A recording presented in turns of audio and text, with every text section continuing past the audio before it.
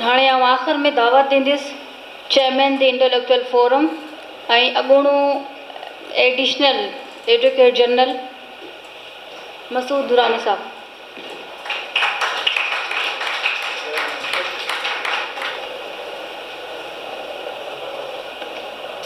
Honorable Chief Guest and my learned advocates, friends,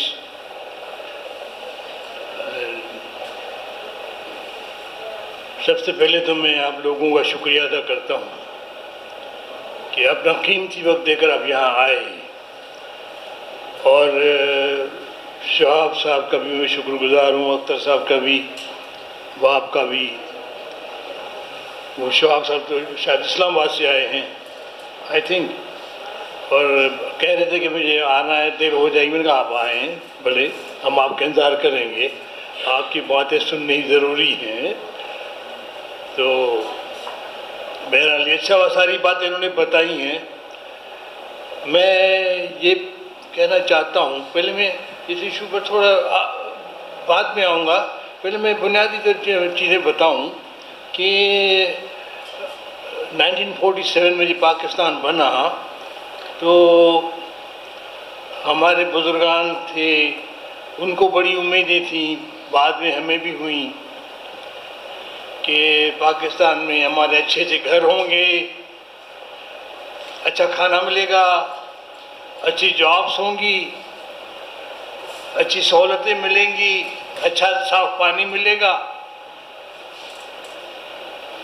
और तफरी मिलेगी, घूमना फिरना होगा, अपने आज़ादी होगी, बोलने की आज़ादी होगी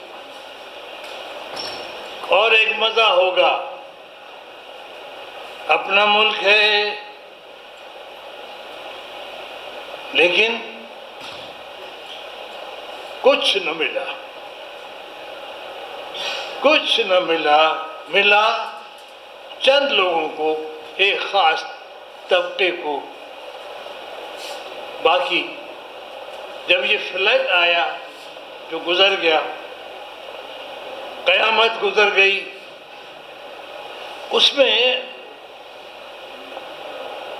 उसमें आप लोगों ने देखा होगा, तस्वीरें आई, पेनाफ्लिक्स पर भी आई।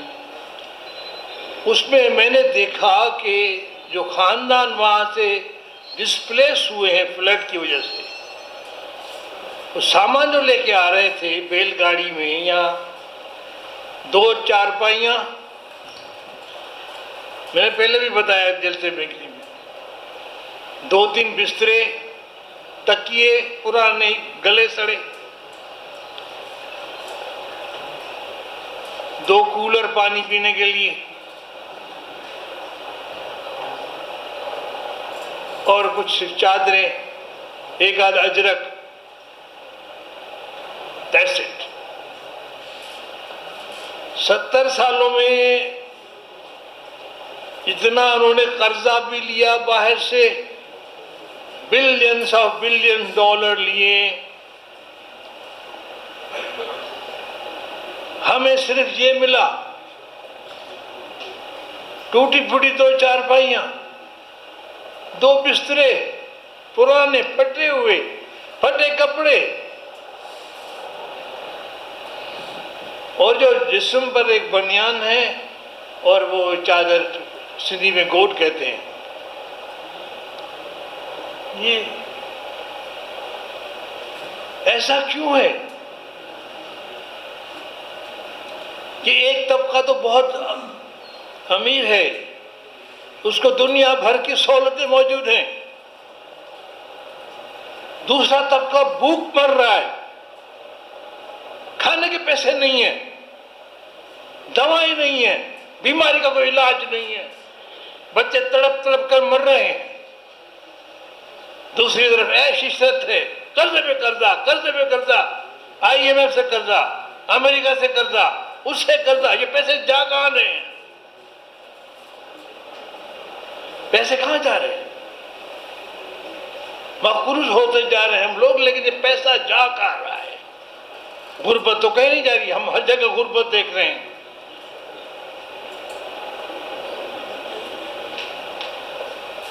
इसकी वजह ये है मेरे भाइयों, मेरे बहनों, कि इस मुल्क में एहतसाब नहीं हुआ। देयर इज नो अकाउंटेबिलिटी, और इंसाफ भी नहीं है। अकाउंटेबिलिटी भी नहीं है, इंसाफ भी नहीं है। जस्टिस मुनीर ने जब वो जजमेंट पास की थी, मनूस जजमेंट पास की, और असेंबली को तोड़ने को बहाल करार दे दिया, बहाल कर दिया गवर्नर के ऑर्डर को, तो किसी ने जस्टिस मुनीर को कुछ पूछा? उसका कोई हिसाब किताब हुआ?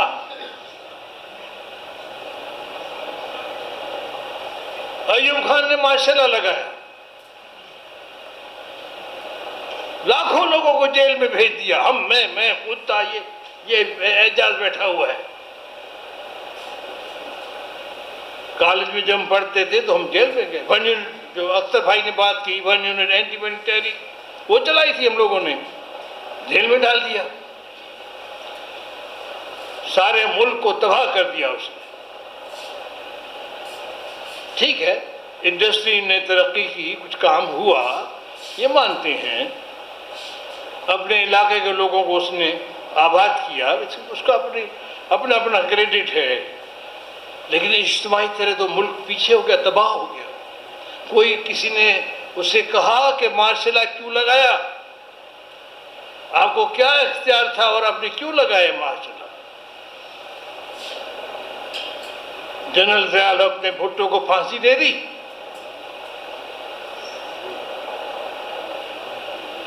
उसके मार्शल लॉ को किसने जायज करार दे दिया? अदालतों ने, कोर्टों ने। इन जजों ने जो ऑर्डर पास किए, उन जजों के खिलाफ कोई चला सिलसिला, कोई एहतसाब हुआ? नहीं। भुट्टो को जब फांसी हुई तो वो जज कहता है, नसीब उद्दीन जज, इसका जिक्र मेरे भाई ने भी किया, कि जमीन उसकी जो हल चला है उस पर। लेकिन वो ये भी कह गया कि हाँ, हम ये फैसला करते वक्त दबाव में थे। दबाव डालने वाले पर कुछ हुआ? कोई एहतसाब हुआ? अल्लाह ने हिसाब ले लिया। अल्लाह साईं ने हिसाब अपना ले।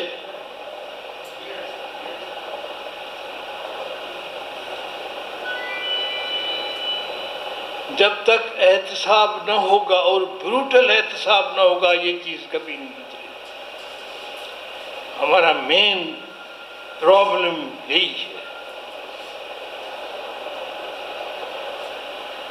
अब आता हूं मैं, इसलिए हमारा मुल्क पीछे जा रहा है, और पीछे जाएगा, और पीछे जाएगा। आप देखते हैं कि बजाय अवामी मसाइल हल होने के, जो पार्टीज हैं, पॉलिटिकल पार्टीज हैं, या हुकूमत में हैं, जो अपोजिशन में हैं, सिर्फ इस बात पर बहस कर रही हैं कि उसने घड़ी चुराई, घड़ी बेच दी, उसने उसका बटुआ निकाल लिया, उसने उसके जेब काट दी, वो जेब कतरा है।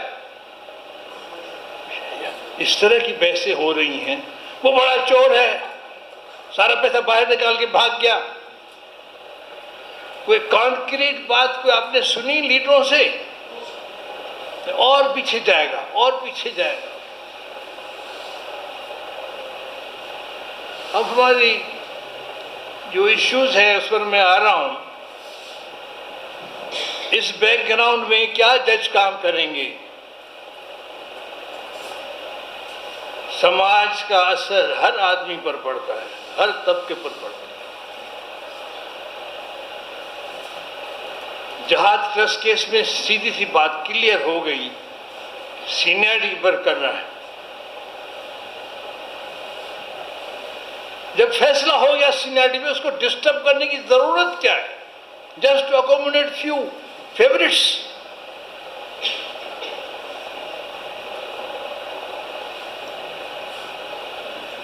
और फिर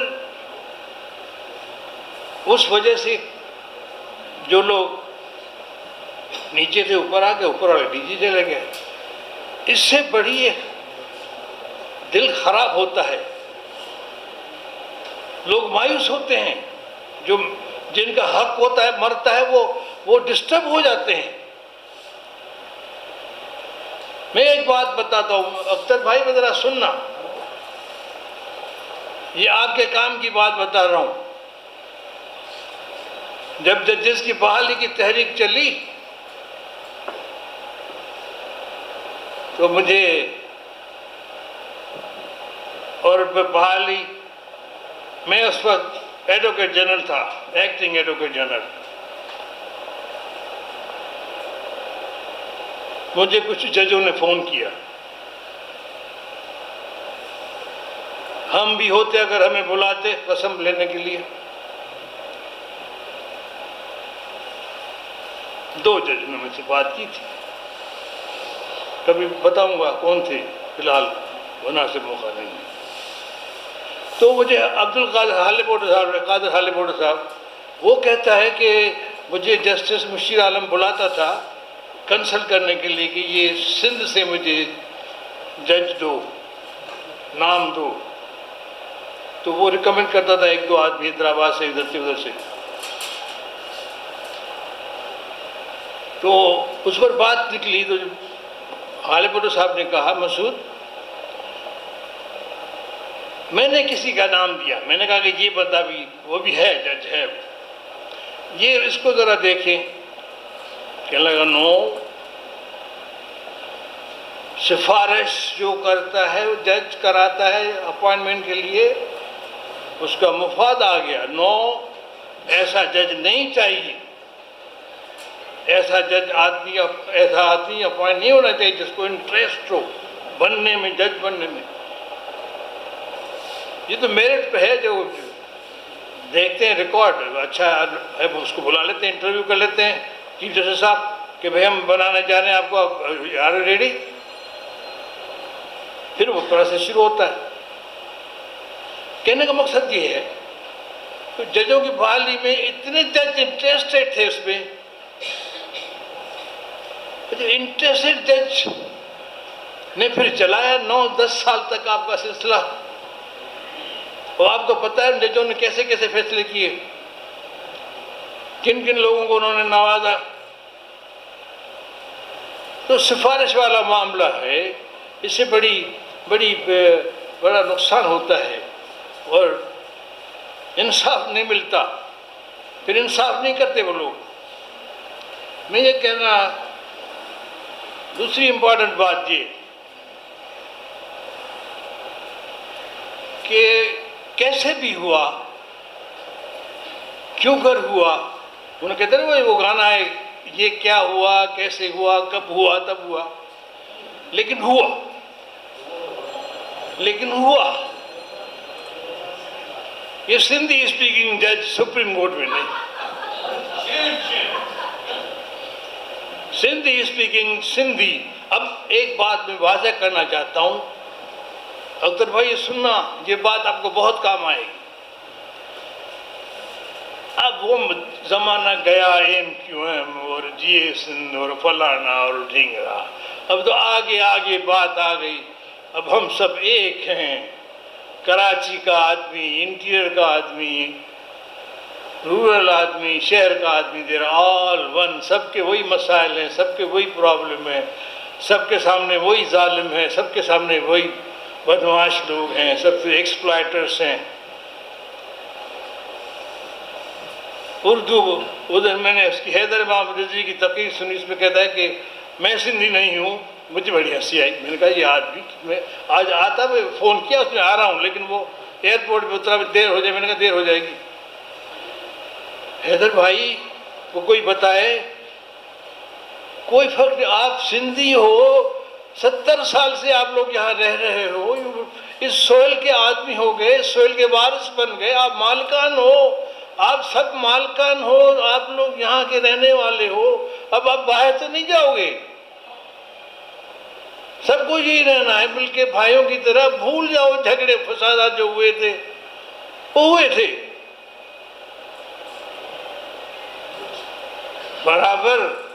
बराबर सिंध से उर्दू बोलने वाले सिंधियों को लिया गया, लेकिन एक बड़ा तबका सिंधी बोलने वाला सिंधी भी है। थोड़ी सी महरूमी होती है, थोड़ा सा एहसास होता है कि सिंध सूबे ने पाकिस्तान बनाने में सबसे ज़्यादा आगे, कुर्बानियाँ तो आप लोगों ने भी दी, कुर्बानियाँ तो उर्दू वालों ने भी दी। जो वहाँ से मुहाजिरीन आए उन्होंने अपना बहुत नुकसान किया, उनका हुआ, उनकी इज्जतें लूटी, उनकी प्रॉपर्टी गई, उनकी जानें गई। ये रिकॉर्ड की बात है, ढकी छुपी बात नहीं है। लेकिन यहाँ के लोगों ने भी, जब वो लोग यहाँ आए तो हम बढ़ के हम मेहमान नवाजी की, उनको बुलाया, उनको सब कुछ उनके हवाले कर दिया। बाद में कुछ गलतफहमियाँ हुई हैं, वो मेरे ख्याल है आस्ते आस्ते आस्ते निकलती जाएंगी, अब इश्यूज सामने आएंगे। तो कुछ ऐसा हो,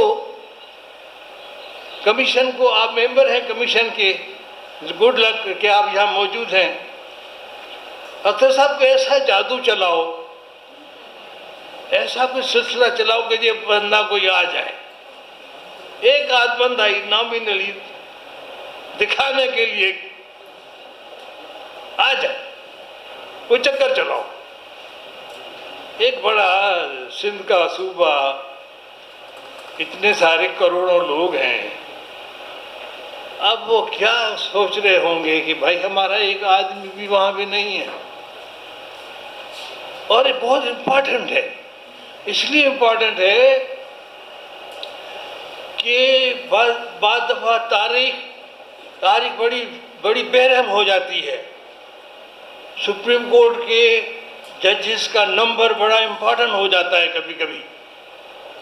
एक और बात है, मैं इस वक्त नहीं करना चाहता, मेजॉरिटी प्रोविंस और स्मॉल प्रोविंसेस, फिलहाल ये मौका नहीं है, वो कभी होगी बात।